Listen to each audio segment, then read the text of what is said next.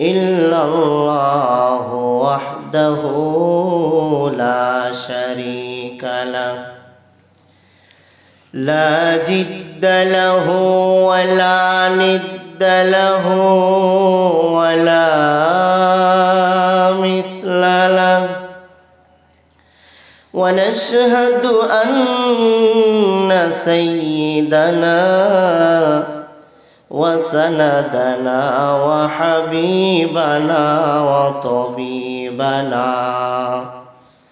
وطبيب أرواحنا وأولانا ومولانا محمد صلى الله تعالى عليه وعلى آله وصحبه وبارك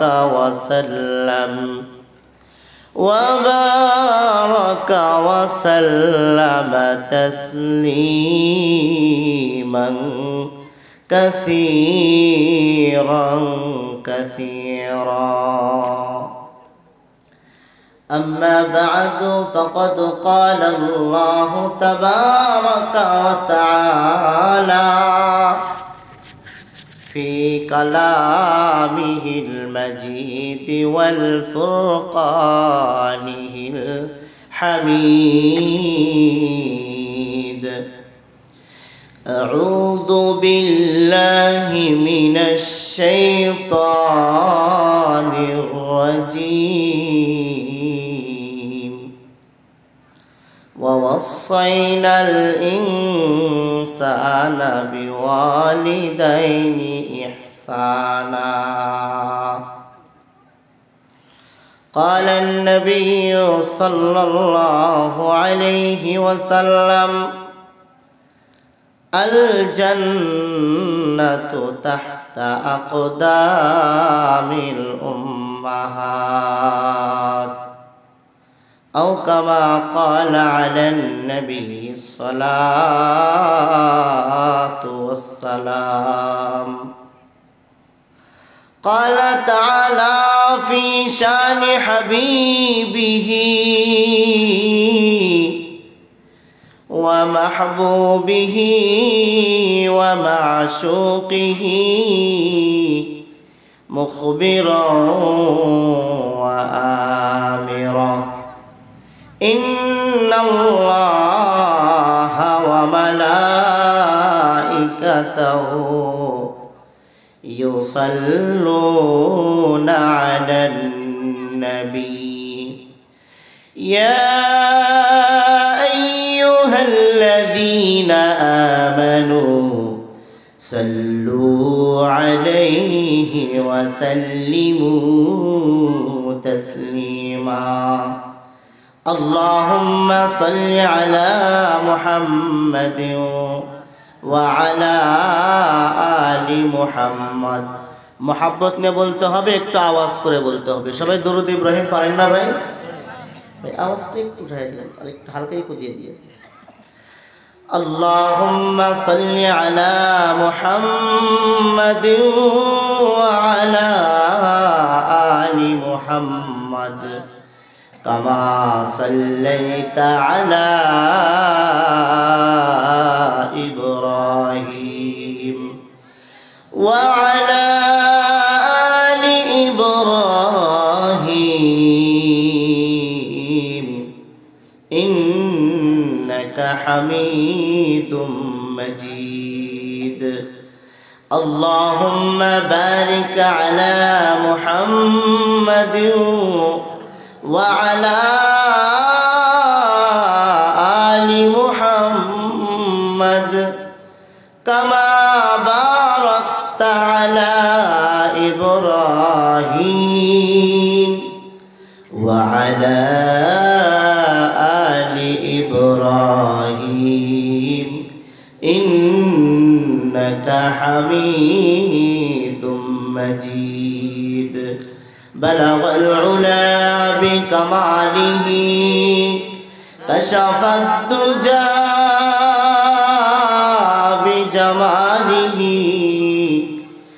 حسنت جميع خصاله صلوا عليه وآله محبت में بلغ العلا आप नगर समाज पागल भाई आवाज़ बेची देखा जाए حسنت جميع خصاله صلوا عليه محمد هرگز نگفتا تا نگفتا جبرائیل محمد هرگز نگفتا تا نگفتا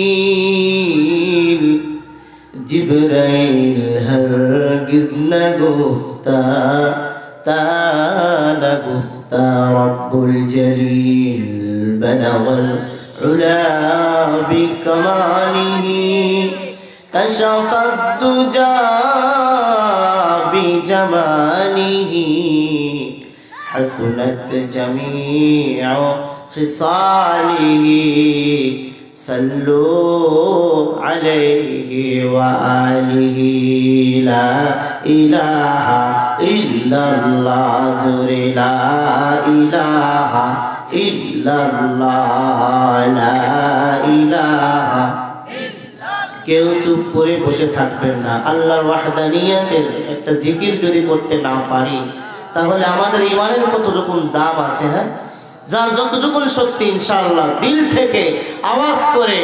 তাওহীদের কালেমার জিকির করি ইনশাআল্লাহ লা ইলাহা ইল্লাল্লাহ জোরে লা ইলাহা লা ইলাহা لا إله حجر में है तू शजर में है तू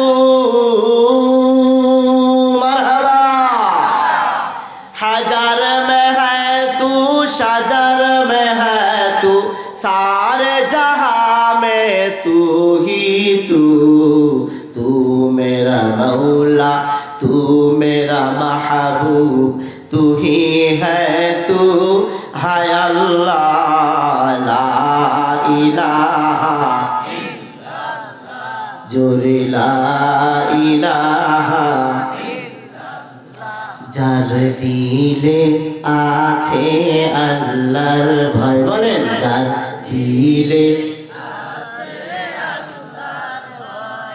আল্লাহ আল্লাহ সব সময় যার দিলে আছে আল্লাহর ভয় আল্লাহ আল্লাহ সব সময় আহার নিদ্রা ভালো লাগে না আহার নিদ্রা ভালো লাগে না ভালো লাগে ইল্লাল্লাহ লা ইলাহা লা ইলাহা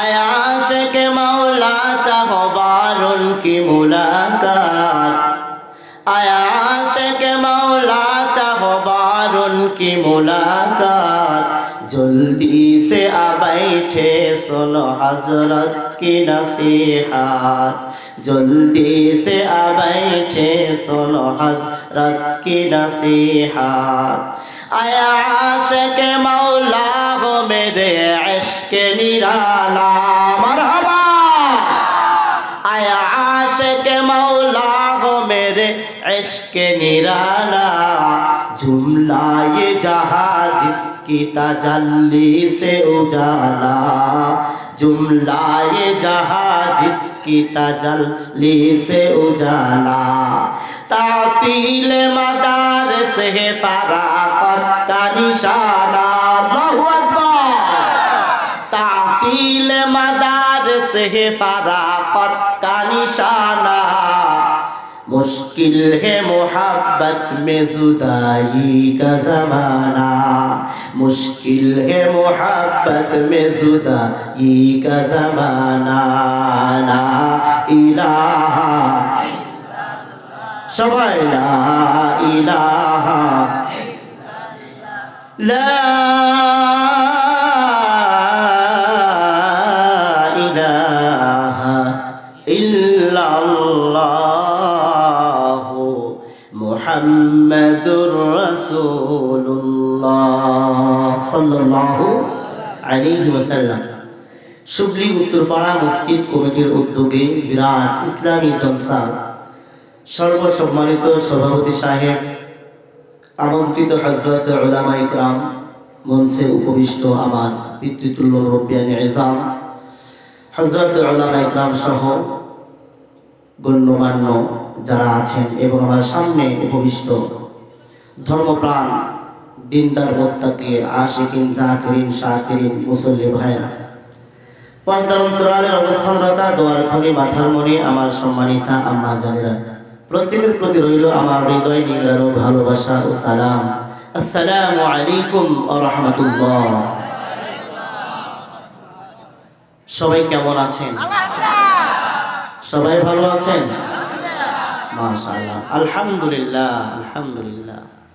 ইউনুস ভাই, ইল্লাল্লাহ ইল্লাল্লাহ। আলোচনার সর্বাগ্রে প্রশংসা করব কার? আল্লাহ পাকের, যে আল্লাহ সুবহানাহু ওয়া তাআলা আমাদেরকে পৃথিবীর চলমান যেই সময় আমার জীবনের হতে পারে এই মুহূর্তটাই শেষ হয়ে যাবে, চলমান শেষ সময়টুকুন যে আল্লাহ সুবহানাহু ওয়া তাআলা আমাদেরকে দ্বীনি একটা মজলিসে, কোরআনের একটা মজলিসে আল্লাহ তাআলা বসার সুযোগ করে দিয়েছেন, মহাগ্রন্থ আল কুরআনুল কারীম থেকে কিছু কথা বলা এবং আমরা যারা আছি সবাইকে শোনার তৌফিক দান করেছেন। এই জন্য সে মহান মনিবে পাক দরবারে অন্তরের অন্তঃস্থল থেকে, হৃদয়ের মূল কৌটার থেকে ভক্তি আর শ্রদ্ধা নিয়ে সকলেই পুরুষ রচিত কণ্ঠে আওয়াজ করে বলি আলহামদুলিল্লাহ। আরো একবার বলি আলহামদুলিল্লাহ। লক্ষ কোটি দরুদ সালাম বর্ষিত হোক সেই মহামানবের প্রতি, যিনার অক্লান্ত পরিশ্রমে, ত্যাগ আর তিতিক্ষার মাধ্যমে রক্তের বিনিময় দ্বীন ইসলাম আমাদের পর্যন্ত প্রসারিত হয়েছে। সেই মহামানবের প্রতি এক মর্তবা দরুদ সালাম পাঠ করে নেই, সকলে বলি সাল্লাল্লাহু আলাইহি ওয়াসাল্লাম। সম্মানিত সুফি, আল্লাহ সুবহানাহু ওয়া তাআলা চাইলে যে কোনো কাজ হয়, আল্লাহ না চাইলে কিছু হয়? কিছু হয় না। আল্লাহ সুবহানাহু ওয়া তাআলা এখানে এনেছেন, যদি কণ্ঠটা স্তব্ধ করে দেয় কিছু বলতে পারবো? পারবো না। কিন্তু আপনারা যদি দোয়া করেন, মালিকের দরবারে দিল থেকে মনে মনে বলেন, আশা করেন, তামান্না প্রকাশ করেন, মালিক হুজুরে আসে বহুত দূর থেকে, উনি যেন নসিহাপূর্ণ কিছু কথা, দামি কিছু কথা উনি বলতে পারে, এবং তৌফিক আল্লাহ আপনি দান করেন, বলেন আমিন। আপনাদের তামান্না অনুযায়ী আল্লাহ তাআলা কবুল করবেন, আর উনি কবুল করলেই জবান দিয়ে কিছু কথা বের হবে ইনশাআল্লাহ। সামান্য কিছু সময় আপনাদের থেকে নেব, 1 ঘন্টা, 1.5 ঘন্টা অথবা 1.5 ঘন্টা, কিছু কম অথবা বেশি হতে পারে। সাজানো গোছানো কিছু কথা বলবো, আমরা সবাই আমলের নিয়তে শুনবো, অপর ভাইয়ের নিকটে পৌঁছানোর নিয়তে শুনবো ইনশাআল্লাহ। সুবহানাকা লা ইলমা লানা ইল্লা মা আল্লামতানা ইন্নাকা আনতাল আলিমুল হাকীম। সকলে বলি আল্লাহুম্মা আমিন। আল্লাহ সুবহানাহু ওয়া তাআলা আমাদের আগে যে ভাইয়েরা কথা বলেছেন, আমার ছোট ভাই আপনাদের ইমাম সাহেব, উনি কথা বলেছেন, আমার খুবই স্নেহভাজন একজন ভাই, আমার বন্ধুর ছোট ভাই, বন্ধুর ভাই মানে আমার ভাই, আমরা একসঙ্গে লেখাপড়া করেছি। ও খুব মহব্বতের ছেলে, খুব ভালো মুআদ্দাব একজন ছেলে, সামনে প্রশংসা করা উচিত নয়। আপনাদের কাছে দাবি এটাই, জামাকে যেরকম ভালোবাসতেন আমার চাইতে বেশি ভালোবাসবেন, যেন সে বলে ভাই সবাই খুব ভালোবাসে, তখন আমার দিলটাও ঠান্ডা হয়ে যাবে। সেই সাথে আমার ভাগিনা রেজাউল করিম মুফতি রেজাউল সাহেব, আপনাদের কৃতি সন্তান, মসজিদের ইমাম সাহেব কথা বলেছেন, খুব সুন্দর কথা বলেছেন। আল্লাহ তাআলা এই কথাগুলো আমাদের সকলকে আমল করার তৌফিক দান করুন, বলি আল্লাহুম্মা আমিন। সম্মানিত সুধী, একখানা আয়াতের একটু অংশ তেলাওয়াত করেছি হাদিসে পাক থেকে, একখানা হাদিস তেলাওয়াত করেছি। আল্লাহ সুবহানাহু ওয়া তাআলা যদি আমাকে তৌফিক ইনায়াত ফরমান তো আয়াত আর হাদিসকে সামনে রেখে কিছু কথা বলার চেষ্টা করব। বাকি আমার তৌফিকি ইল্লা বিল্লাহ। পৃথিবীতে আল্লাহ তাআলা আমাদেরকে পাঠাইছেন এমনি এমনি। সবাই আওয়াজ করে বলেন, এমনি এমনি পাঠাইছেন? কি জন্য পাঠাইছেন? আল্লাহর গোলামি করার জন্য। আল্লাহ তাআলা কত আগাছা দুনিয়ার মধ্যে পাঠাইছেন, কত প্রাণী দুনিয়ার মধ্যে পাঠাইছেন। সবার দাম কি মানুষের মতো? আওয়াজ করে বলতে হবে, সবার দাম কি মানুষের মতো? না, সবার দাম মানুষের মতো না। আল্লাহ তাআলা রব্বুল আলামিন বলেন, আমি মানুষকে যত দামি করে বানাইছি এত দামি করে আর কাউকে বানাই নাই। সুবহানাল্লাহ বলেন। আমি আল্লাহ তাআলা মানুষের চেহারা যত সুন্দর করে বানাইছি এত সুন্দর করে আর কাউকে বানাই নাই। লাকাদ খালাকনাল ইনসানা ফি আহসানি তাকওয়িম।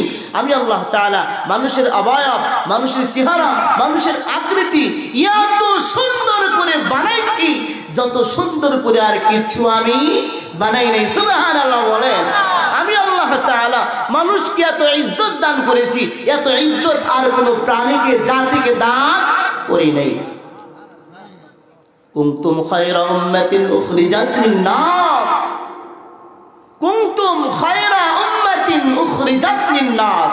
আমি আল্লাহ তাআলা তোমাদেরকে মানুষদের মধ্য থেকে বের করেছি খায়ের করে, ভালো করে, সম্মানিত করে চয়ন করেছেন। তার মানে কি, একটা ডালের ভিতরে অনেকগুলো আম নিয়ে আসছেন, এই আমের মধ্যে সবগুলো আম তো আর টসটসা পাকা না। টসটসা পাকা বোঝেন? টসটসা পাকা বোঝেন? যেটা দেখলেই খাইতে ইচ্ছা করে। যদি পকেটে টাকা না থাকে খুব আফসোস হয়, ইস যদি 20টা টাকা থাকতো একটা আম কিনা খাইতাম, মনে হয় কিনা? তেমনি আল্লাহ তাআলা রব্বুল আলামিন বলেন, তোমাদেরকে বের করেছি খায়রা উম্মাতিন উখরিজাত লিন-নাস, উখরিজাত লিন-নাস। আমি আল্লাহ বের করেছি মানুষের মধ্য থেকে। তার মানে কি, আরো মানুষ ছিল, তাদের মধ্য থেকে আমাদেরকে বের করেছেন কেন? আর উত্তম বানাইলেন কেন? তা'মুরুনা বিল মা'রুফ ওয়া তানহাউনা আনিল মুনকার। এই দুইটা গুণের জন্য আল্লাহ তাআলা আমাদেরকে শ্রেষ্ঠত্ব দান করেছে, বলি আলহামদুলিল্লাহ। এক নাম্বার হলো সৎ কাজের আদেশ করা, 2 নাম্বার অসৎ কাজের নিষেধ করা। এখন এই গুণটা আমাদের মধ্য থেকে উঠেই গেছে। আপনার সন্তানকে আমি বাধা দেবো, একটা খারাপ কাজ করতেছে, সিগারেট খাইতেছে, আমি যদি জিজ্ঞেস করে, এই তুমি অমুকের ছেলে না, বেটা মারবে একটা থাপড়া, কেন তুই সিগারেট খাস? ওই আদমওয়ালা ছেলেটা বলবে, তুমি কি তোমার বাবার টাকাতে সিগারেট খায়? তখন আপনি ঘুরে উঠে যদি একটা চটকানা মেরে দেন, ওর বাবা এসে বলবে, আমার টাকায় সিগারেট খায়, বেটা তোমার সমস্যা কোথায়? এ কথা বলে কিনা? আমার সন্তান যা খুশি তা করবে, তোমার সমস্যা কোথায়? আমার সন্তান যেখানে খুশি সেখানেই যাবে, তোমার সমস্যা কোথায়? যেই দিন থেকে বাবারা শাসন করা বন্ধ করে দিয়েছে, অন্য কেউ শাসন করলে বাবা রুক্ষ হয়ে যায়, এগনিস্টের কথা বলে, ওই দিন থেকে আমাদের সমাজটা অধঃপতনে চলে গেছে। আওয়াজ করে বলেন কথা ঠিক কিনা? আবারও সেই সোনালী যুগ ফিরে আসতে পারে, আবারও সেই হারানো যুগ ফিরে আসতে পারে। যদি আমার বাবা বলে, আমার সন্তান কোথাও যদি কোনো বেয়াদবি করে, যার সামনে বেয়াদবি করবে, যখন বেয়াদবি করবে তখন চাপটাইয়া দাঁত খুলে ফেলবা, আমি বাবা কোনো সময় এর জন্য বিচার তোমার কাছে দেব না। দেখবেন সমাজ ঠিক, সন্তান ঠিক, পুরা এলাকাটা সুন্দর হয়ে গেছে। আওয়াজ করে বলেন কথা ঠিক কিনা? কেন ভাই? আপনার সন্তান ভালো হলে তো আপনারই ভালো। মুসলমান ভাইরা, আমার বন্ধুরা, আমার সন্তানকে আমরা বাবারা নষ্ট করি, সন্তানকে আমরাই তো নষ্ট করতেছি, যার কারণে সন্তান বেয়াদবি করি। আর এই সন্তান বেয়াদবি করার কারণে আল্লাহর জাহান্নামের আগুনের খড়ি হয়ে যায়। মুসলমান ভাইরা, আমার সন্তানটাকে জাহান্নাম থেকে বাঁচানোর জন্য আমার সন্তানকে মানুষ বানাইতে হবে।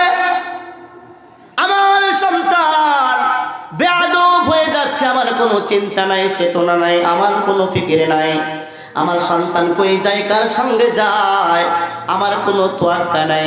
আমি একবারও জিজ্ঞাসা করলাম না, বাজান স্কুলে গেছো ভালো কথা, কলেজে গেছো ভালো কথা, 4টা পর্যন্ত কলেজ, 4টা পর্যন্ত তোমার বিদ্যালয় খোলা থাকে, তুমি এখন 6টা বাজে কেন আসলা?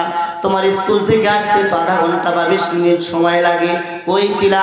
একটা বারের জন্য বাবাও জিজ্ঞেস করে না, মাও জিজ্ঞেস করে না আমার সন্তান কই যায়, এই কথাটা আমি একবারও জিজ্ঞেস করলাম না।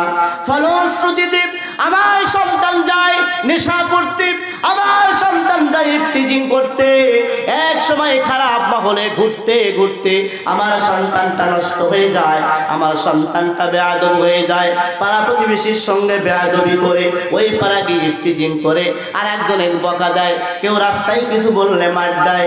চিন্তা করেন না, করেন না, আজ ওই পাড়ার মানুষকে মারে, আপনি শাসন করলেন না বাবা হয়ে, কেউ শাসন করলে আপনি বাধা দিলেন। আল্লাহর কসম করে বলি ভাই, আপনি যে ভুল করলেন, এই ভুলের কারণে একদিন আপনার সন্তান আপনাকে মারবে। আওয়াজ করে বলেন কথা ঠিক কিনা? মুসলমান ভাইরা আমার, বন্ধুরা আমার সন্তানকে আমি শাসন করলাম না, শাসন না করার কারণে আমার সন্তানটা বেয়াদব হয়ে গেল আমার কারণে। ছোট থেকে সন্তানকে যদি আমি শাসন করতাম, তাহলে আমার সন্তান বেয়াদব হতো না, মানুষের সঙ্গে বকাবাদ্য করতো না, রাস্তার মধ্যে ধরে কাউরে মারতো না, কারো মেয়ের সঙ্গে ফিজিংও করতো না। ওরে মুসলমান আল্লাহর গোলাম, আমার সন্তানকে আমি চাহিদা করলাম না, তার তহিদ করলাম না, তার খোঁজ খবর নিলাম না। ও মুসলমান আল্লাহর গোলাম, এই সন্তানকে আল্লাহ তাআলা যখন জাহান্নামে দেবে, সন্তান ডাকতে বলবে আল্লাহ,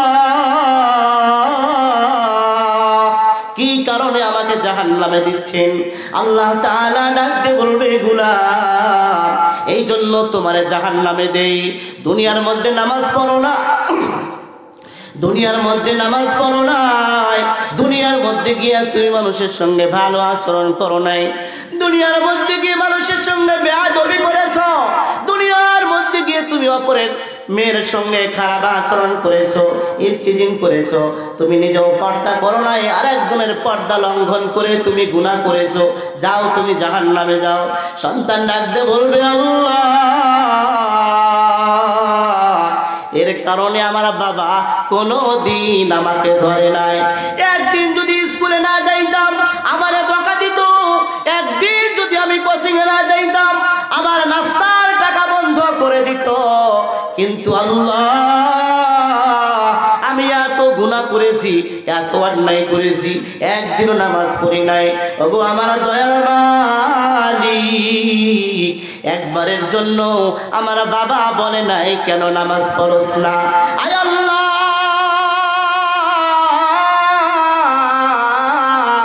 জাহান্নামে যদি দাও আমার আফসোস নাই, আফসোস নাই রে মালিক, কিন্তু তোমার কাছে আমার দাবি, আমার জাহান্নামে দেওয়ার আগে আমার বাবার এখানে নিয়ে আসো। আমি তো জাহান্নামে যাবই, আমার বাবারও সঙ্গে করে নিয়ে জাহান্নামে যাব। নাউজুবিল্লাহ বলে মুসলমান আল্লাহর গোলাম, আমার একটু অলসতার কারণে, আমার একটু ভালোবাসার কারণে আমার সন্তানকে শাসন করি নাই, কোথায় ঘোরাফেরা করেছে একবারও দেখি নাই, যার কারণে আমার সন্তানটা বকাটে হয়ে গেল আমি বাবার কারণে। সন্তান যখন বড় হয়ে যায়, বাবা যখন বৃদ্ধ হয়ে যায়, এই সন্তান বাবা মার সঙ্গে খারাপ আচরণ করে।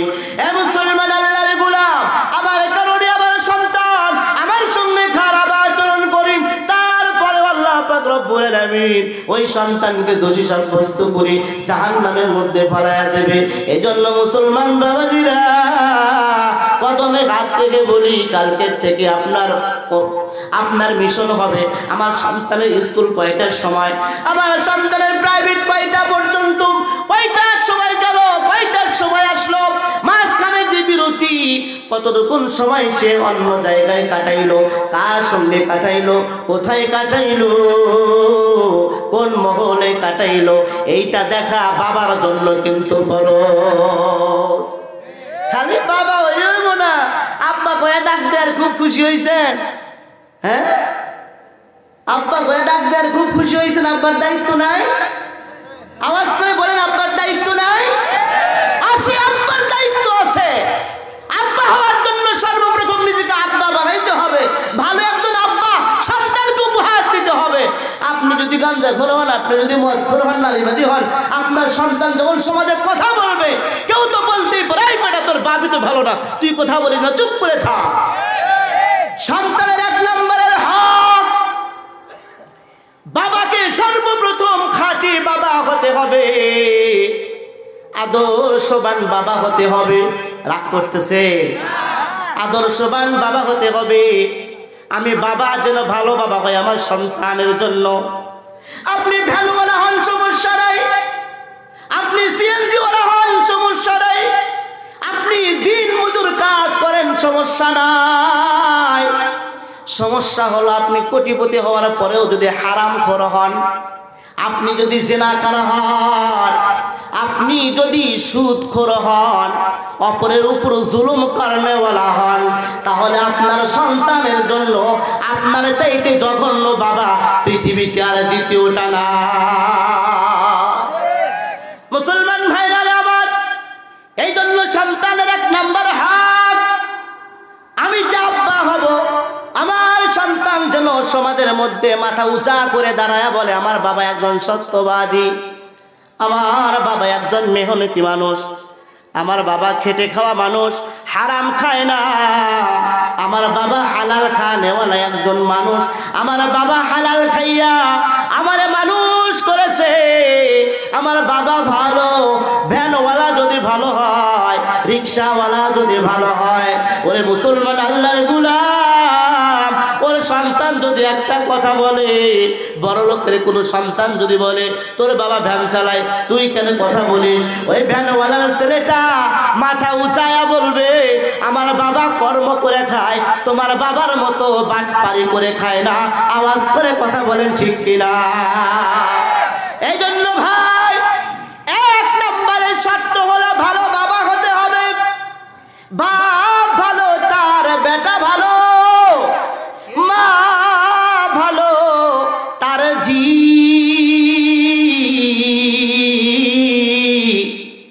গাভী ভালো, তার দুধ ভালো, দুধের গুণে ঘি। আওয়াজ করে বলেন কথা ঠিক কিনা? বাবা ভালো না, সন্তান ভালো হতে পারে না। মা ভালো না, কন্যা ভালো হতে পারে না। আগের জামানার মুরব্বীরা যখন সন্তানকে বিবাহ করাইতে গেছে, সর্বপ্রথম মাতুল গোষ্ঠী দেখছে, ওর মা কেমন, নানি কেমন, নানির মায়ে কেমন, এরপরে দেখছে বাবা কেমন, দাদা কেমন। আগে মায়ের গোষ্ঠী দেখছে, ঠিক না? আর সন্তান যখন বিয়া করাইতে যায়, মেয়ের মায়ের বংশ দেখে। মেয়ে যখন বিবাহ করাইতে যায়, বাবার বংশ দেখে। বাবারা কি করে, বাবাটা হালাল পন্থায় উপার্জন করে কিনা, নাকি হারাম পন্থায় উপার্জন করে, বাবাটা দিনদার, পরহেজগার, ইমানদার, মুত্তাকি কিনা, এইটা দেখার বিষয়। আব্দুল্লাহ ইবনে মুবারক রাহমাতুল্লাহি আলাইহি অনেক বড় একজন আলেম।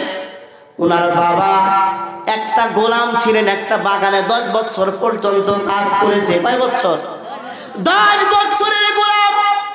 বাগানের মালিক আসছে, বাগানের মালিক ডাক দিয়ে বলে মুবারক, আমি বহুত দিন হয়ে গেল বাগানে আসি না, বাগান থেকে একটা মিষ্টি ফল আমার জন্য নিয়ে আসো। বাগান থেকে একটা মিষ্টি ফল নিয়ে আসা হলো। মালিক কামড় দিয়ে দেখে মিষ্টি না, ফলটা টক। মালিক ডাকতে বললেন কি ফল দিলা? এই ফলটা তো টক লাগে, আর একটা ফল নিয়ে আসো। আর এক বৃক্ষ থেকে আর একটা ফল নিয়ে আসা হলো। মালিক খায়া দেখে এটাও টক। মালিক ডাকতে বললেন দুইবার ফল নিয়ে আসলে 2 বারই তো টক বের হলো, ব্যাপারটা কি? আর একবার ফল নিয়ে আসা হলো। তৃতীয়বার যখন ফলটা নিয়ে আসলো, মালিক যখন ফলটা কামড় দিলে, এইবারও দেখলেন ফলটা টক। ধমক দিয়ে বললেন, বেটা 10 বছর যাবত এই বাগানের মধ্যে তুমি কাজ করো, কোন গাছের ফল মিঠা আর কোন গাছের ফল টক তুমি কি জানো না? ধমক দিয়ে যখন বলেছে, আব্দুল্লাহ ইবনে মুবারক রাহমাতুল্লাহি আলাইহি চোখের মধ্যে পানি চলে আসছে, ডাক দিয়ে বলে, ও আমার বাগানের মালিক, 10 বছর যাবত আপনার বাগানে আমি গোলামি করি ঠিক, ওই আল্লাহর কসম করে বলি যে আল্লাহর হাতে আমার জান, যে আল্লাহর হাতে আমার মৃত্যু, এই 10 বছরের মধ্যে আপনার বাগানের একটা ফল আমি দাঁতে কাইটা দেখি নাই। আওয়াজ করে বলা যাবে কি মারহাবা?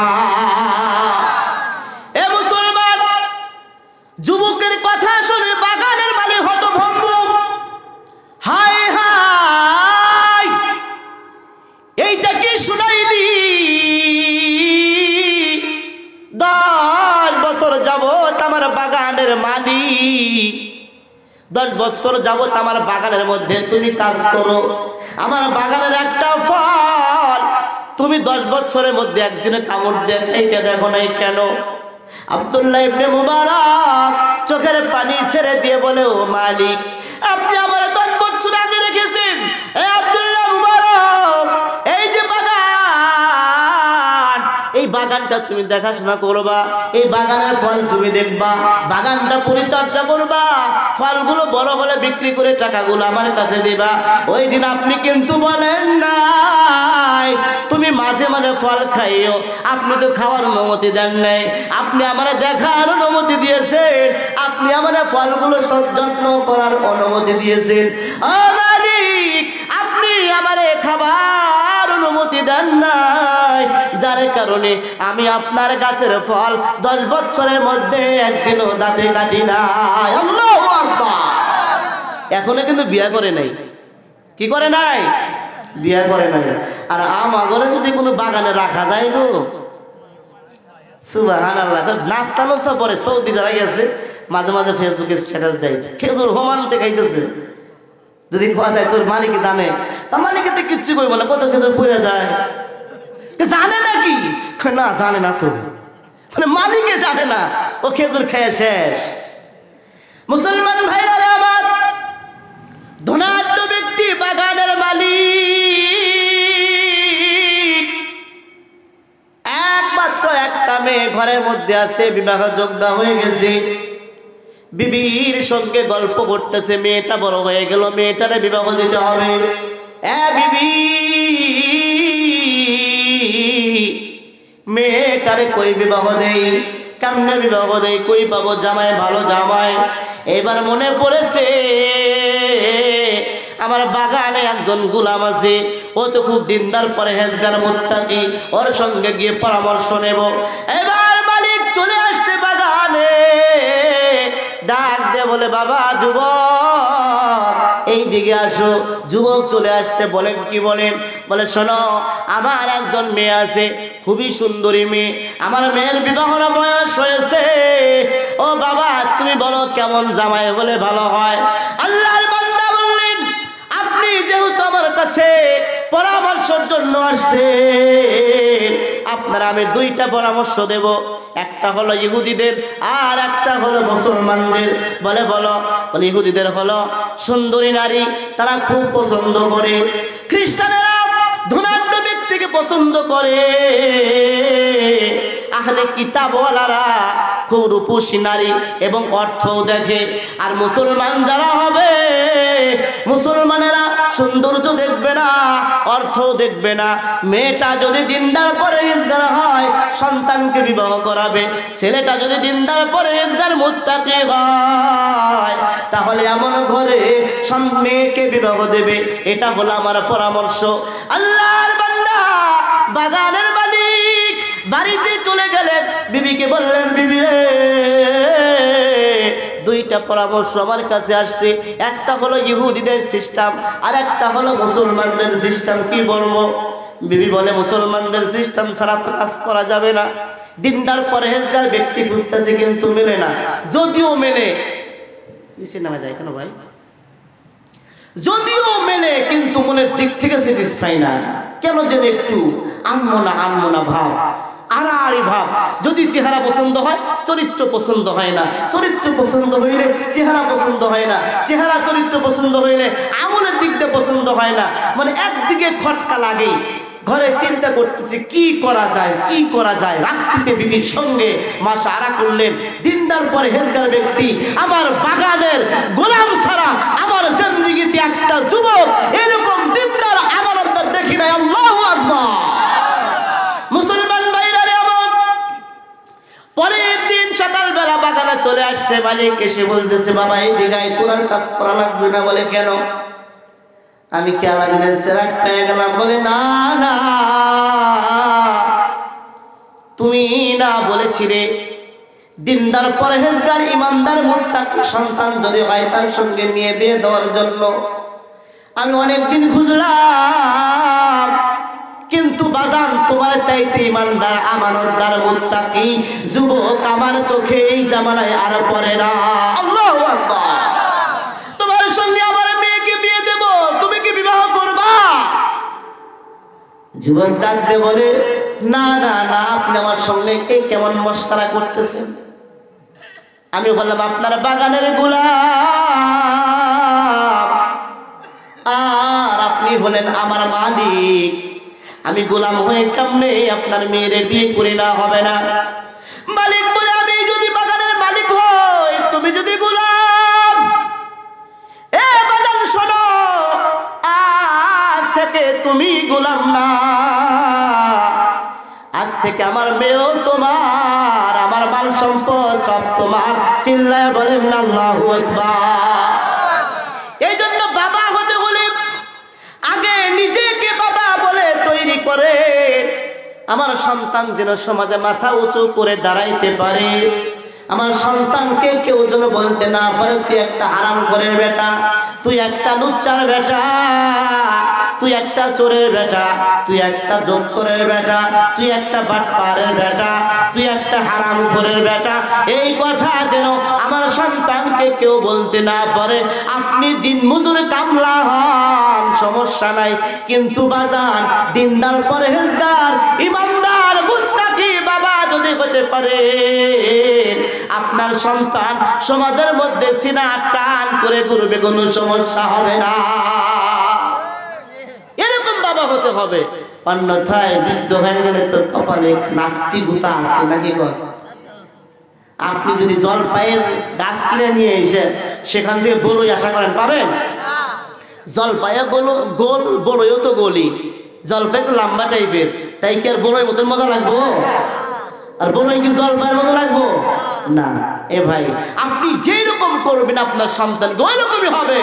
আপনি যদি এই যে ভুট্টা, আপনারা ভুট্টা আবাদ করেন, যদি চাইনা ভুট্টা লাগান তো চাইনা ভুট্টাই হবো, আর যদি ইন্ডিয়ানটা লাগান ইন্ডিয়ানটাই হবো, যদি থাইল্যান্ডেতে লাগান ওটাই হবো, আর যদি বাঙালিটা লাগান বাঙালি হবে। যা লাগাবেন তাই হবে। আপনি বাবা কেমন বাবা আপনি নিজেকে তৈরি করেছেন, আপনি ভবিষ্যতের জন্য আপনার সন্তানকেও ওই রকমই দেখবেন, এটাই নিয়মের কথা। আওয়াজ করে বলেন কথা ঠিক কিনা? এই জন্য বাবারা চিন্তা করে আমার পোলাটা বিয়ে করার পরে আর দেখতে পারে না রে, আরে দেখতে কেমনে পারবো? বেটারে তো আপনি দিন শিক্ষা দেন। মুসলমান ভাইরা আমার, বন্ধুরা আমার, কথাগুলো হয়তো অনেকের কাছে কষ্টের মনে হবে। এই মাহফিলগুলো কেন করা হয়? মানুষদেরকে শুধরানোর জন্য। শুধু গল্প হয়ে গেলাম, শুধু ইতিহাস পেয়ে গেলাম। ইতিহাসের মধ্যে যদি শিক্ষণীয় কিছু না থাকে, ইতিহাসের কোনো মূল্য নাই। এ মুসলমান আল্লাহর গোলাম, যারা এখনো পর্যন্ত বাবা হও নাই, তুমি নিজেকে ভালো বাবা বানানোর চেষ্টা করো। আর যারা বাবা হয়ে গেছো, তোমার সন্তানকে, তোমার সন্তানের বাবা যেন ভালো হতে পারে। নাতির বাবা তো আপনার সন্তান, অন্তত পক্ষে আপনার সন্তানকে গড়ান। আপনার নাতি যেন মাথা উঁচা করে দাঁড়াইতে পারে, আমার বাবা একজন ভালো মানুষ, কেউ যেন বলতে না পারে আমার বাবা ভালো না। মুসলমান আল্লাহর গোলাম, এ ভাই আল্লাহ তাআলা জান্নাত দেওয়ার জন্য প্রস্তুত, কিন্তু আমরা নেওয়ার জন্য প্রস্তুত না। কেন আপনার সন্তানকে আপনি জাহান্নামে দেবেন? আপনার সন্তান নামাজ পড়ে না, আপনার সন্তানকে আপনি শাসন করলেন না, ফজরের সময় ওঠে না, আপনার সন্তানকে আপনি ডাক দিলেন না। বলে কেন ডাক দিলেন না? বলে ছোট মানুষ, 10 বছর বয়স, সকালবেলা অনেক ঠান্ডা, তাই করলাম না। মুসলমান, আল্লাহর গোলাম, একজন মুসলমান তার সন্তানের ঘুমের ব্যাঘাত ঘটবে, কষ্ট পাবে, এই কষ্ট কোনো মুসলমানের কলিজায় লাগার কথা না, বরং কলিজায় লাগার কথা আমার সন্তান যদি নামাজে না ওঠে আল্লাহর জাহান্নামের আগুনের মধ্যে পড়ে যাইব। আর আল্লাহর জাহান্নামের আগুন বড় কঠিন। আল্লাতী তাত্তালিউ আলাল আফইদা, আল্লাহ রাব্বুল আলামিন বলেন জাহান্নামের আগুন এমন বান্দার শরীরের মধ্যে তো ধরবে, বান্দার আত্মার মধ্যে আগুন ধরে যাবে। সামান্য একটু কষ্ট হবে, তাই সন্তানকে জাগাইলেন না। কিন্তু ভাই, জাহান্নামের আগুন, ওই আগুন থেকে আপনার সন্তানকে বাঁচাইলেন না। এমন বাবা হওয়ার চেয়ে না হওয়া ভালো। ভাই, পায়ে হাত দিয়ে বলি, আপনি নিজেও নামাজি হন, সন্তানকে নামাজিওয়ালা বানান। আপনি দিনদার হন, আপনার সন্তানকে দিনদার বানান। আপনিও মসজিদে আসেন, আপনার সন্তানকেও মসজিদে আনেন। আপনি ইমাম সাহেবের ছাত্র হয়ে যান, আপনার সন্তানকে ইমাম সাহেবের ছাত্র বানায়া দেন। অন্যথায় এই সন্তান যখন বড় হবে ইমাম সাহেব পিছনে খালি খোঁচাতেই থাকবে, খোঁচাতেই থাকবে, খোঁচাইতেই থাকবে। এরকম খোঁচাইলা মুসল্লি প্রত্যেকটি মহল্লার মধ্যে আছে কি? আওয়াজ করে বলি। আপনাদের এলাকায় মনে হয় না, আওয়াজ করে বলেন না, শরম করে নাকি আপনারা কেউ আছেন? আওয়াজ করে বলেন আছে কি না? আপনার সন্তান যদি ইমাম সাহেবের ছাত্র হয়, আপনিও যদি ইমাম সাহেবের ছাত্র হন, ছাত্র আর শিক্ষকের মধ্যে একটা সম্পর্ক, গভীর সম্পর্ক, গভীর ভালোবাসা। এই সন্তান ইমাম সাহেবের রুহানি সন্তান হয়ে যাবে। ওই যে বসে আছে, আমার সন্তান না, আরেকজনের সন্তান, কিন্তু মাঝে মাঝে বাবা কয়ে ডাকে, আব্বা কয়ে ডাকে, কারণ আমার রুহানি সন্তান, আমিও রুহানি বাবা। মুসলমান, আজকে ঢাকা গেলে অনেকগুলো টাকা পাইতো, কিন্তু ঢাকা যায় নাই, শুনছে ওস্তাদ আসবে, তাই ঢাকার সফর ক্যান্সেল করে দিয়ে আমার সাথে আসছে। কি জন্য? একটাই সম্পর্ক, ছাত্র আর ওস্তাদ। মুসলমান, আপনি ইমাম সাহেবের ছাত্র হন, আপনার সন্তানরা ইমাম সাহেবের ছাত্র বানায়া দেন। দেখবেন এই সমাজে ইমাম সাহেবের পিছনে খোঁচানোর কোনো মানুষ আর পাবেন না। ইমামের থেকে মুসল্লিরা কোনো রহমত নেয় না, বরকত নেয় না, একটা মাসআলা শেখে না, একটা সূরা শেখে না, একটা দোয়া শেখে না। ওই ব্যক্তি বাইরে গিয়ে বলে হুজুর রাতে ভুল করছে। কি ভুল করছে? ওই একটা টান ভুল হয়েছে। কোনটা? তা তো পাওয়া যাবে না, কোনো জানেই না, আন্দাজে একটা কয়া বসছে। গত বছর বুঝছো, এক মুসল্লি বলতেছে হুজুর আপনি কি দরুদ শরীফ পড়েন না? বললাম কোন দরুদ শরীফ ভাই? বলছে আল্লাহুম্মা সাল্লি আলা, নামাজের মধ্যে আত্তাহিয়াতুর পরে যে কয়। হ্যাঁ আমি তো কই। না আপনি মনে হয় করেন না। কে ভাই, আপনি কেমনে বুঝলেন? ভাই আমার আগে তো আপনি সালাম ফিরেন। ভাই আপনার আত্তাহিয়াতু কন্দ দেখি। আজকে না, আরেকদিন কমনি। তাহলে ভাই কোন আজকেই কর, না বললে আমি শিখাই দেবো। আসলে হুজুর আত্তাহিয়াতুটা আল্লাহ পারি, আর দরুদ শরীফ পারি না। তাহলে কেমনে করেন আমি দরুদ শরীফ পড়ি কি না পড়ি? কই না ওই আর কি কইলাম। কেমন অবস্থা? মুসলমান, মসজিদ হলো আমাদের কিবলা, মসজিদ হলো আমাদের স্থান। এখান থেকে পয়গম্বর আরবি যুদ্ধের ঘোষণা করেছে, এই জায়গা থেকে দিন প্রচারিত হয়েছে, এখান থেকেই সমাজের প্রত্যেকটি নিয়ম আর বিধানের প্রবর্তন করেছেন বিশ্বনবী মুহাম্মদুর রাসূলুল্লাহ। আর আজ এই মসজিদটা আমরা জুমার নামাজের জায়গা বানিয়েছি, একটু আগে আসলেই গল্পের কাছারি ঘর বানিয়ে ফেলেছি। আওয়াজ করে বলেন কথা ঠিক কিনা? যত গল্প আপনি চেষ্টা করে আসতে পারেন না, সব গল্প মসজিদে এসে হয়। ইমাম সাহেব যদি বলে তাহলে তো কোনো কথাই নেই, ইমাম সাহেবের ভুল না হইলেও ভুল। যদি 2 মাস পরে ছুটি চায়, আচ্ছা কেন ভাই হুজুর এই তো 2 মাস আগে ঘুরে আসলেন, আপনার বউ বাচ্চা সব এখানে রাখছি, তাও বাড়ি যাওয়া লাগে?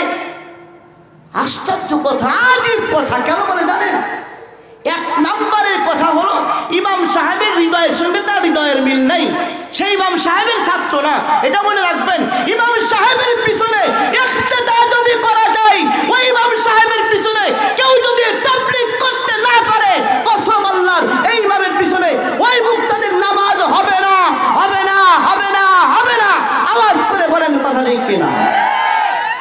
ইমাম সাহেবের পিছনে তোমার নামাজ হয়, ইমাম সাহেবের সঙ্গে তুমি মাশআরা করতে পারো না, তালিম করতে পারো না, কোন মাশআরা তুমি পাইছো? তোমার কোন ভূতে ধরেছে?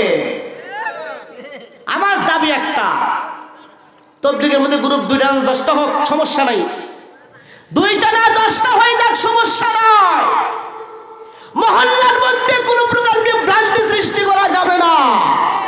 তোমার মসজিদের ইমাম একজন তালিম একদিন হবে, তোমার মসজিদের ইমাম একজন গাস্তি একদিন হবে, তোমার মসজিদের ইমাম একজন মাশআরা একদিন হবে। ইমামের সঙ্গে থেকে তোমার মাশআরা হবে।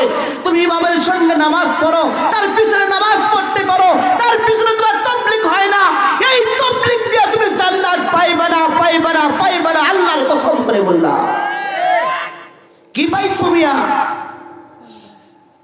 ইন্নাল উলামা ওয়ারাসাতুল আমবিয়া ওয়া ইন্নাল আমবিয়া লাম ইউরিসু দিনারা ওয়ালা দিরহামা। পয়গম্বর বলে নিঃসন্দেহে আলেম ওলামা পয়গম্বরদের ওয়ারিস। ত্যায্য সম্পত্তি হিসাবে, মেরাজি সম্পত্তি হিসাবে আল্লাহর নবী টাকা পয়সা অর্থ করি কিচ্ছু রেখে যান নাই, রেখে গেছেন একমাত্র নায়েবে রাসূল, আহলে কুরআন, সাহেবে কুরআন, এদেরকে রেখে গিয়েছেন। আওয়াজ করে বলেন কথা ঠিক কিনা? এই জন্য আহ্বান হলো, আপনি কার অনুসারী এটা আমার দেখার বিষয় না। একজন একজনকে ভালোবাসতেই পারে, একজন একজনকে ভালোবাসতেই পারে। আপনার মহল্লার মধ্যে ফিতনা কেন করবেন? আপনি ইমাম সাহেবের পিছনে ইক্তেদা করতে যদি আপনার সমস্যা না হয়, নামাজ ফরজ, ফরজে আইন, এই নামাজের ইক্তেদা ইমাম সাহেবের পিছনে করলেন, আপনি আমার পিছনে করলেন, আর আপনি মাশআরা আমার সঙ্গে করতে পারবেন না, তালিম আমার সঙ্গে করতে পারবেন না। আপনার এই তালিম শিখাইছে কিনা? একটা প্রশ্ন আপনাদের কাছে, সহজ প্রশ্ন, হ্যাঁ অথবা না জবাব দেবেন। আমি নিজেও চিল্লার সাথী, 1 চিল্লা 3 চিল্লা দিয়ে পুরা দিন শেখা যাবে? আওয়াজ করে বলতে হবে, সবাই বলতে হবে না। আংশিক শেখা যাবে না? আংশিক শেখা যাবে। আপনার সন্তানকে মাদ্রাসায় দিলেন, দাওরা হাদিস পর্যন্ত পড়লো বা কাফিয়া পর্যন্তই পড়লো, ও কি পূর্ণ দিন পাবে না? পাবে, কিন্তু পাবে না, পাবে। তাহলে মাদ্রাসা আলিয়া মাদ্রাসা বলেন, কওমি মাদ্রাসা বলেন, আর যেই মাদ্রাসায় বলেন, এখান থেকে সন্তানগুলো সিলেবাসের সহিত দলিল আদিল্লা সহ যেই দিন শিখতেছে, এটা হলো পূর্ণাঙ্গ দিন। আর আমরা তাবলীগের মাধ্যমে যেই জিনিস শিখি বা শিখাই, এটা হলো আংশিক দিন। এটা কি দিন? আংশিক দিন। আপনি 6 নম্বরের বয়ানের মধ্যে সব পেয়ে যাবেন, কিন্তু সব মাসআলা তো আপনি জানবেন না, জানার কথাও না। এমন লোক আমি দেখেছি, আমি ছোট থেকে আমি ইমামতি করি, তার মানে মসজিদের সঙ্গে সম্পর্ক, মুসল্লিরা আমার সন্তান, মুসল্লিরা আমার বাবাজি। সারা জীবনেও আমি আলহামদুলিল্লাহ শিখাইবার পারি নেই শুদ্ধ কইরা। আপনি 3 চিল্লা বা 1 সাল লাগায় আইসা ইমাম সাহেবের বিরুদ্ধে লাগিয়ে গেলেন, আর মনে করলেন ইমাম সাহেব কিচ্ছু বোঝে না। ও বেটা 14 বছর পরে আলেম হয়েছে, সোজা কথা নয়। তার পিছনে তুমি ইক্তেদা করতে পারো, তাবলীগ করতে পারো না, তোমার তাবলীগ ভ্রান্ত, ভ্রান্ত, ভ্রান্ত। আওয়াজ করে বলেন কথা ঠিক কিনা? এটা ইসলাম, এটা খেলা নয়। এটা ইসলাম, এটা খেলা নয়। তুমি যাকে খুশি তাকে মানো, আমার আফসোস নেই, কিন্তু অনুরোধ, সাধারণ পাবলিক পায়ে হাত দিয়ে বলি, ভাই পায়ে হাত দিয়ে বলি, মসজিদে ফিতনা করবেন না। আপনার মহল্লায় একটা তালিম হবে, আপনি বলেন ইমাম সাহেব আমাদের সঙ্গে তালিম করেন, কিন্তু আপনি বসেন ইমাম সাহেবের আমির বানায় আপনি কাজ করেন, সমস্যা নেই। সমস্যা আছে? সমস্যা নেই। কিন্তু আপনি ইমাম সাহেবের সঙ্গে তালিম করবেন না, ইমাম সাহেবের সঙ্গে গাস্ত করবেন না, ইমাম সাহেবের সঙ্গে মাশআরা করবেন না। কেন? কি হয়েছে? আপনি কোত্থেকে তালিম পাইবেন? এই জন্য মুসলমান ভাইরা, আমার বন্ধুরা, আমার মনে কষ্ট পেয়েছেননি? এখানে যারা আছেন প্রত্যেকের পায়ে হাত দিয়ে বলবো, বাজান, আলেমরা যেখানে, আমরা আলেমরা যেখানে আমরা আছি সেখানে, আলেমরা যেখানে, আলেমরা যেখানে, আলেম ওলামা যেখানে, লিল্লাহে তাকবীর। প্রত্যেকের কাছে আমার উদারত আহ্বান, তাবলীগ করবেন আলহামদুলিল্লাহ, মহল্লার মধ্যে ফিতনা করবেন না। আপনি ইমাম সাহেব না, আপনি কি বুঝবেন 2 জায়গায় তালিম হলে ইমাম সাহেবের দিনের অবস্থা কেমন হয়? আমার মুসল্লি সবাই আমার সন্তানের মতো, সবাই আমার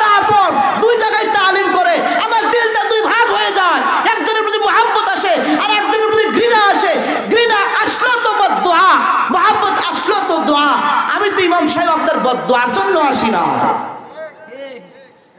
আপনার ইমাম সাহেবের সঙ্গে তালিম করতে যদি সমস্যা হয়, গাস্ত করতে যদি সমস্যা হয়, মাশআরা করতে যদি সমস্যা হয়, যাদের সমস্যা হবে তারা দ্বিতীয় জামাত করবেন।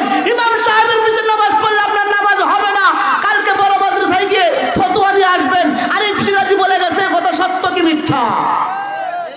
পাইছেনটা কি আপনারা? হ্যাঁ, আশ্চর্য কথা, আজীব ব্যাপার। আরে বেটা, ইমাম সাহেবের পিছনে নামাজ পড়ে তাবলীগ চলে না, আশ্চর্য কথা। ইমাম সাহেবের দিলটা দুই ভাগ হয়ে যায়, আমি কোন দিকে যাবো? ওরা আবার মুসল্লি, এরা আবার মুসল্লি, আমি কি করবো? হয় কেন? কেন এরকম করতেছেন আপনারা? মহল্লার মধ্যে কোনো ফিতনা করবেন না।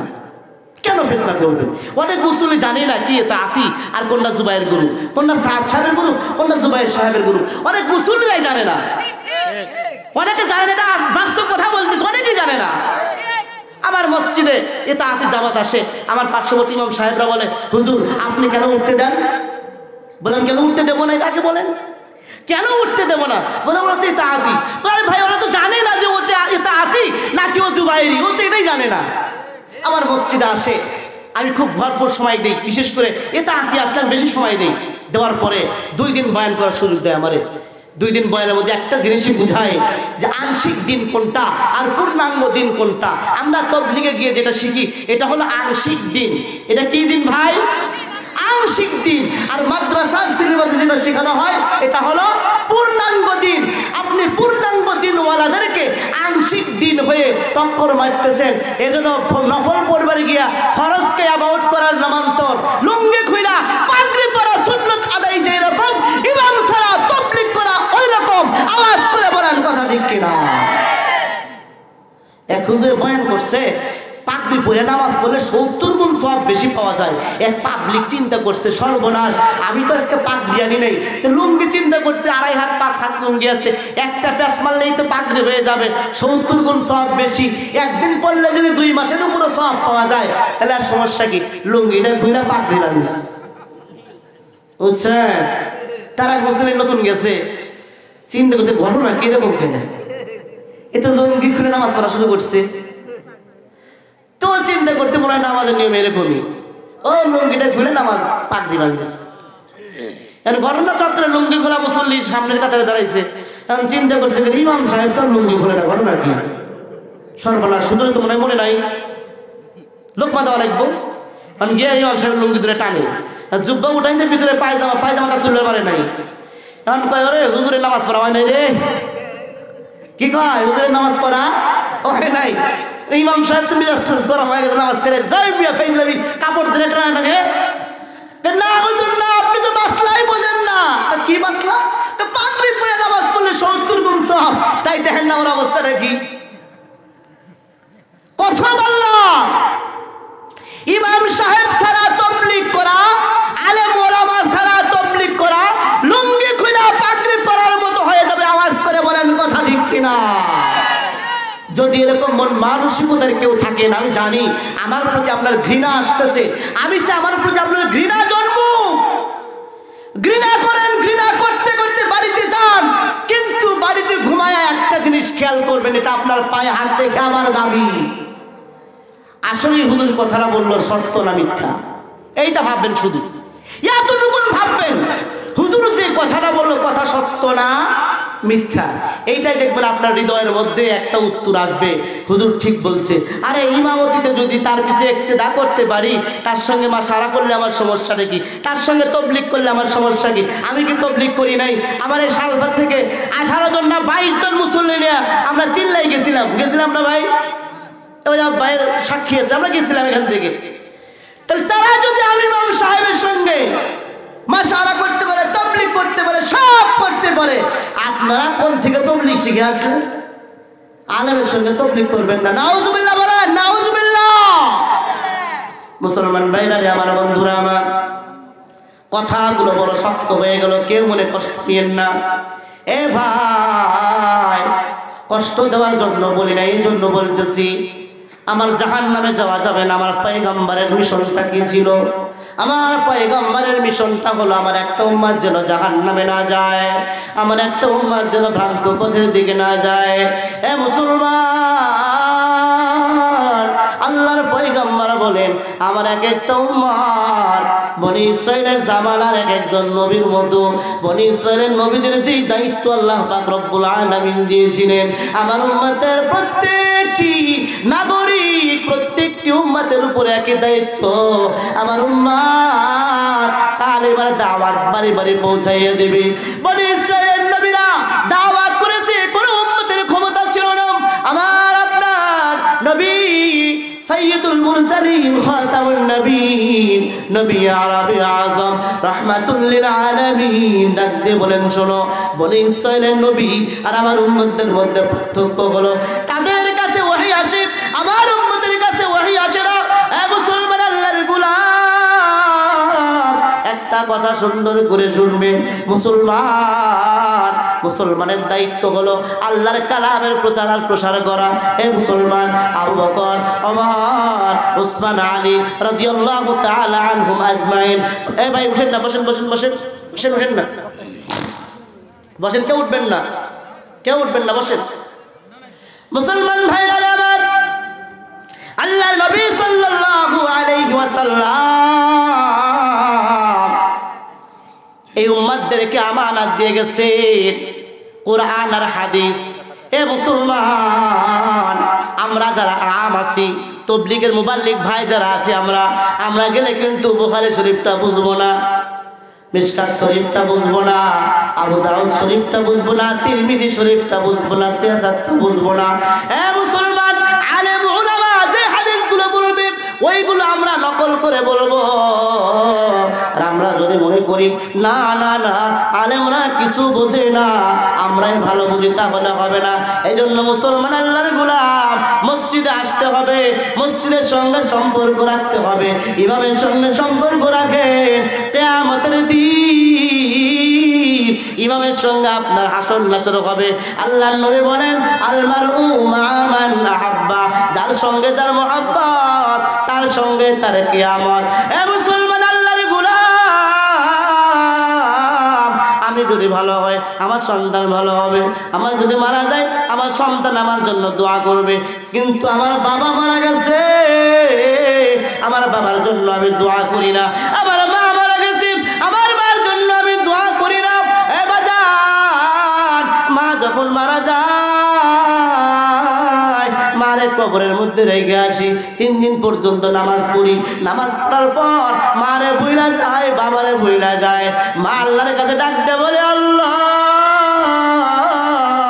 আমার সন্তান সব কিছু দিয়ে আসলাম, বাড়ি ঘর কিচ্ছুই নিয়ে আসলাম না রে মালিক, আয় দরদের মালিক, আমার সন্তান আমার জন্য দোয়া করে না, আমার সন্তান আমার জন্য হাদিয়া পাঠায় না। ওগো আল্লাহ, যেই সন্তান আমাদের জন্য হাদিয়া পাঠায় না ওদের কপালটাও আমাদের মতো কইরা দিও, নাউজুবিল্লাহ। আর দুনিয়ার থেকে কোন সন্তান নামাজ পড়ে দান করে মা বাবার জন্য যদি হাদিয়া পাঠায়, ওই কবর থেকে মা দোয়া করে, আল্লাহ কবরের মধ্যে বড় কষ্টের মধ্যে ছিলাম, কবরের মধ্যে বড় আযাবের মধ্যে ছিলাম রে মালিক, আমার সন্তান আমার জন্য দোয়া করেছে, আমার জন্য হাদিয়া পাঠাইছে, যার কারণে রব্বে করিম আমার কবরের আযাব আপনি ক্ষমা করে দিয়েছেন। আমার সন্তান রে দুনিয়ায় সুখ দান করেন, আখিরাতেও মুক্তি দান করেন, সুবহানাল্লাহ। এই জন্য ভাই, মা নাই কার কার হাত উঠায় আল্লাহরে দেখান, মা নাই কার, মারা গেছে, মা মারা গেছে, শুধু মা মারা গেছে, অনেকগুলা মাও নাই বাবাও নাই, হাত করেন, মাও নাই বাবাও নাই, অথবা বাবা মারা গেছে মা আছে, হাত করেন, মা বাবা তাদের নাই, আল্লাহু আকবার। অনেকের মা বাবা নাই, নামায়া দেন। আপনার যদি মা বাইচা থাকতো আর মা যদি ঘরে পড়ে থাকতো, খরচ করা লাগতো না ভাই, লাগতো কিনা? লাগতো। এই জন্য মা যাদের নাই, মারা গেছে, এই মারে ভালোবেসে, বাবা মারা গেছে বাবারে ভালোবেসে, কোন ভাই আছেন 10,000 টাকা আল্লাহর ঘরে মসজিদে দেবেন, আমি মুসাফির দোয়া করে যাব, আল্লাহ সুবহানাহু ওয়া তাআলা অবশ্যই আপনার মা বাবার কবরে সওয়াব পৌঁছায়া দেবে, বিনিময়ে আল্লাহ তাআলা জান্নাতের মেহমান বানায়া দেবে ইনশাআল্লাহ। কোন ভাই আছেন মাত্র 10,000 টাকা, বেশি না ভাই, 10,000 টাকা, 10,000-এ 3 জন, 5,000-এ 5 জন, 1,000-এ 20 জন। দাঁড়া যান, কে কোন টাকা দেবেন? 10,000, 5,000, 1,000। দেরি করেন না ভাই, দেরি করেন না, আল্লাহর জন্য, আল্লাহর ঘরের জন্য। ও আদায় করছে, মাশাআল্লাহ। তাহলে তো আপনি অনেক ভালো মানুষ গো, আগেই দিয়ে দিছেন হুজুর চাওয়ার আগেই, তাহলে তোমার যাওয়ার লাগলো না। তারপরেও দিয়ে ধন বোঝে মন, কেড়ে নিতে কতক্ষণ, নদীর পার ভাঙে ও পার গড়ে, এই তো নদীর খেলা, সকাল বেলার ধনীরে তুই ফকির সন্ধ্যা বেলা। আসেন 500, 1,000 টাকা দেবেন, মাশাআল্লাহ, জাযাকাল্লাহ, জাযাকাল্লাহ খায়র। 1,000 টাকা এক ভাই দিয়েছে।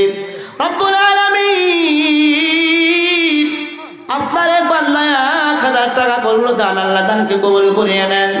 রব্বে কারীম মনের নেক মাকাসিদগুলো আপনি পূর্ণ করিয়ে দেন। আয় আল্লাহ, বেশি বেশি টাকা হালাল রুজি উপার্জন করার তৌফিক দিয়ে দেন, হালাল রুজির মধ্যে বরকত দান করিয়ে দেন। আল্লাহ মক্কা মদিনা সফর করার তৌফিক দিয়ে দেন। আমিন আমিন আমিন আল্লাহ আমিন। দানকারীর জন্য মাওলা তুমি হয় জামিন, দান করিলে ধন কমে না, নেকির পাল্লা হয় ভারী। মা আয়েশার মনটা মলিন হয়ে গেল, পয়গম্বর ডাক দিয়ে বললেন, আয়েশা তোমার মনটা কেন কালো হয়ে গেল, মলিন হয়ে গেল? আল্লাহর নবীর ডাক দিয়ে বলে, আয়েশা ওগো আল্লাহর নবী, আমার মনটা খারাপ হয় না, এমনিতে ভালো লাগতেছে না।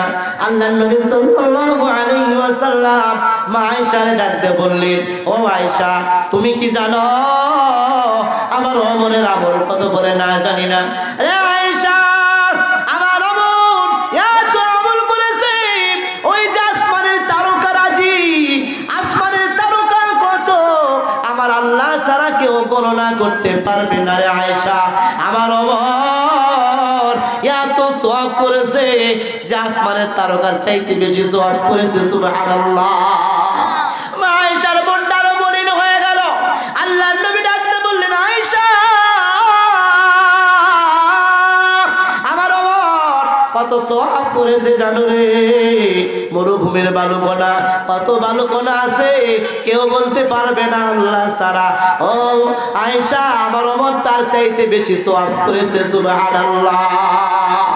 মা আয়েশা সিদ্দিকা রাদিয়াল্লাহু তাআলা আনহা,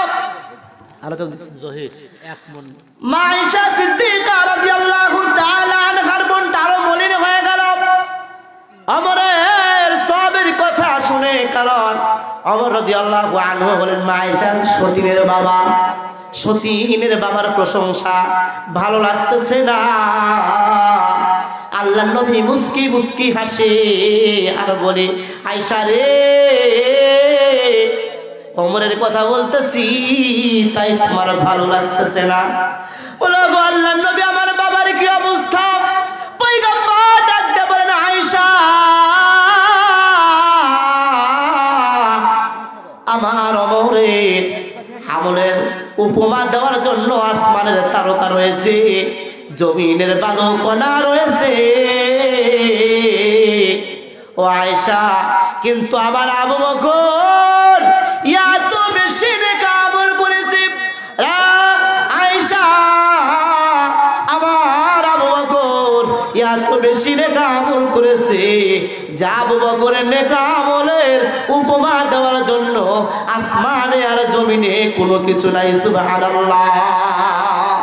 এই ওমর রাদিয়াল্লাহু তাআলা আনহু, মা আয়েশা সিদ্দিকা রাদিয়াল্লাহু তাআলা আনহার সতীনের বাবা, মৃত্যুর পূর্বের কিছুদিন আগে আল্লাহর নবীর সাহাবী ওমর রাদিয়াল্লাহু তাআলা আনহু আব্দুল্লাহ ইবনে ওমর রাদিয়াল্লাহু তাআলা আনহুকে ডাক দিয়ে বলি, রে আব্দুল্লাহ, আমার মনে হয় আমার মৃত্যুর সময় অতি নিকটে। যাও যাও হুজরায়ে আয়েশায় যাও, আয়েশা রাদিয়াল্লাহু আনহাকে বলো আমার বাবা পাঠাইছে আমার আব্বার মনের চাহিদা আবু বকরের পাশে যেন, পয়গম্বরের পাশে যেন ওমরের কবরটা দেওয়ার পারমিশন দেওয়া হয়। আব্দুল্লাহ ইবনে ওমর রাদিয়াল্লাহু তাআলা আনহু মা আয়েশা সিদ্দিকা রাদিয়াল্লাহু তাআলা আনহার কাছে আসলেন, এসে বললেন, আম্মা জান, আব্বা জান আমারে পাঠাইছেন। রে আব্দুল্লাহ, কেন আসছো বলো? বলে, মা আয়েশা, আমার আব্বা জান চায় পয়গম্বরের পাশে যেন আমার আব্বা জানের কবর দেওয়া হয়, আপনার অনুমতি আছে কিনা? হযরত আয়েশা ডাক দিয়ে বলি, রে আব্দুল্লাহ, পয়গম্বর তোমার বাবার উপমা এমন দিয়েছে, আমার বাবার পরেই তোমার বাবার, আমার বাবার পরেই তোমার বাবার স্থান। রে আব্দুল্লাহ, যাও যাও তোমার আব্বারে আশ্বস্ত করো, পয়গম্বরের পাশে শোয়া আমার চাইতে তোমার বাবার হকটা বেশি। আওয়াজ করে বলা যাবে কি সুবহানাল্লাহ? হযরত আব্দুল্লাহ ইবনে ওমর বাড়িতে চলে আসলেন। হযরত ওমর রাদিয়াল্লাহু তাআলা আনহুকে ডাক দিয়ে বললেন, আব্বা জান, আয়েশা রে বলেছি, মা আয়েশা বলেছি, আব্দুল্লাহ তোমার বাবাকে গিয়ে বলো তোমার বাবার চিন্তা নাই, পয়গম্বরের রওজার পাশে তোমার বাবা ওমরের রওজা করা হবে। সুবহানাল্লাহ। মৃত্যুর আগে আবার আব্দুল্লাহ রে ডাকতে বললেন, রে আব্দুল্লাহ, শোন শোন, আমি যখন মারা যাব আমার লাশটা হুজরায়ে আয়েশার পাশে নিয়ে আয়েশার কাছ থেকে অনুমতি নিবি। আমি তো এখন খলিফাতুল মুসলিমিন, হয়তোবা এই ভয়ে অনুমতি দিয়েছে। আমি যখন মারা যাব আয়েশার কাছে গিয়ে অনুমতি নিবা। বাবা বলেছে এখন তো বাবার খলিফা না, আমার বাবার লাশটা কি এখানে দাফন করা যাবে? হযরত ওমর রাদিয়াল্লাহু তাআলা আনহু মারা গেলেন। আল্লাহর নবীর সাহাবীর সন্তান আব্দুল্লাহ ইবনে ওমর চলে আসলেন, আয়েশা আপনার কাছে আসছি। আয়েশা বললেন, ওমর পুত্র আব্দুল্লাহ রে, কেন আইছো? বলে, আমার বাবা বলেছে আমি মারা যাওয়ার পরে তো আমি মদিনার খলিফা না। আয়েশা রে বলবা, আমার বাবারে আপনি যদি চান, অনুমতি যদি না দেন, মদিনার কবরস্থানের মধ্যে বাবার কবর আর একটা তৈরি করা হয়েছে, আমার বাবার লাশটা সেখানে দাফন করবো। যদি আপনার অনুমতি না থাকে, ভয়ও করতে হবে না, করুণাও করতে হবে না। আমার বাবা বলেছে ভালোবাসা যদি হয় আমার যেন অনুমতি এখানে দেওয়া হয়। মা আয়েশা ডাকতে বললেন, রে আব্দুল্লাহ, আবার কেন অনুমতি? আমি না বলেছি পয়গম্বরের পাশে তোমার বাবার কবর হওয়াটাই বেশি প্রয়োজনের। সুবহানাল্লাহ। এ মুসলমান, এ হলো আমাদের ইসলাম, এটাই হলো আদর্শ। এ মুসলমান, ইসলামের আদর্শ অনুযায়ী আমাদের জীবনকে গঠন করতে হবে, বলেন ইনশাআল্লাহ। এই জন্য শেষ কথা, ইমামের ছাত্র হতে হবে। আমার সন্তান যদি ইমাম সাহেবের ছাত্র হয়, মাশাআল্লাহ ইমাম সাহেবের সাথে করব, গাছতে ইমাম সাহেবের সাথে করব, 3 দিনের তবলিগ ইমাম সাহেবের সাথে যাব। আপনার হৃদয়ে সবার ভালোবাসা থাকুক, সমস্যা নাই, কিন্তু মহল্লার মধ্যে ফিতনা করা যাবে না। মনে থাকবে ইনশাআল্লাহ। বাবা হওয়ার জন্য আদর্শ বাবা হব, আমার সন্তানকে কেউ যেন কটু কথা বলতে না পারে, এই শিক্ষাটুকুন যদি আমরা আমাদের হৃদয়ের মধ্যে ধারণ করতে পারি, তো ইনশাআল্লাহ আগামী প্রজন্ম আমাদের কিছুটা হলেও ভালো হওয়ার আশা করা যায়। আল্লাহ সুবহানাহু ওয়া তাআলা সর্বপ্রথম আমাকে আমল করার তৌফিক দান করুন, এবং আমরা যারা শুনলাম আল্লাহ তাআলা সকলকেই আমল করার তৌফিক দান করুন। সকলে বলি আল্লাহুম্মা আমিন। ওয়া আখির দাওয়ানা আলহামদুলিল্লাহি রাব্বিল আলামিন। আসসালামু আলাইকুম ওয়া রাহমাতুল্লাহি ওয়া বারাকাতুহু।